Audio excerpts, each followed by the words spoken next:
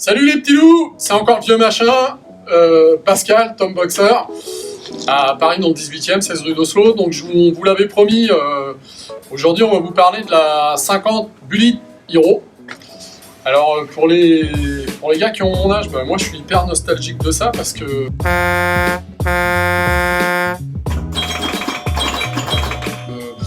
quand j'avais 15 ans,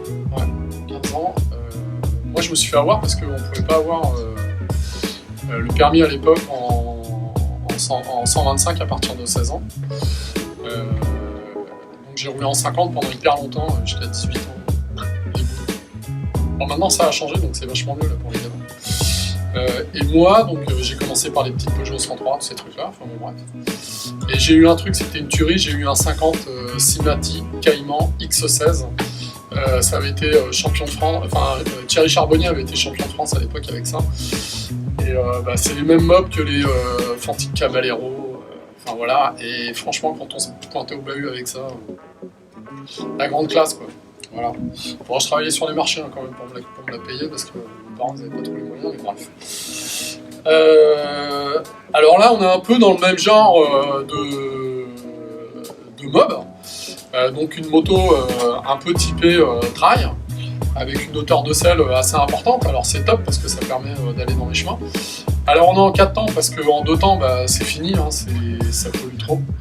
Donc les normes ont changé, voilà, c'est comme ça, on n'a pas le choix. Mais là ils sont vraiment cassés la tête pour faire un truc vraiment sympa. Alors déjà le moteur, on est... alors ça se voit moins bien de ce côté, mais on vous montrera de l'autre côté au niveau mécanique. On a l'impression que c'est une cascade de pignons. Alors il y a Honda qui avait fait ça dans les années 70 sur les 50. Esthétiquement c'est une tuerie, ça fait un petit bruit un peu spécial. Bon en fait c'est un leurre, hein, c'est pas une cascade de pignons, c'est juste 2 arbres à câble. Mais 2 arbres à câble sur un 50 c'est quand même pas mal, donc mécaniquement ils sont quand même bien cassés la tête.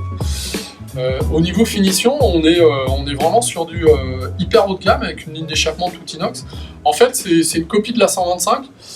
Par contre avec un tableau de bord encore plus sophistiqué parce que la 125 le tableau de bord il est un peu c'est un truc mécanique, c'est un peu cheap. Là on est sur un compteur digital, il y a tout donc c'est quand même pas mal. On est en full LED partout, avant et arrière. Au niveau de la taille, bon, je suis toujours à la main, hein, ça n'a pas changé. Voilà. Un petit bruit.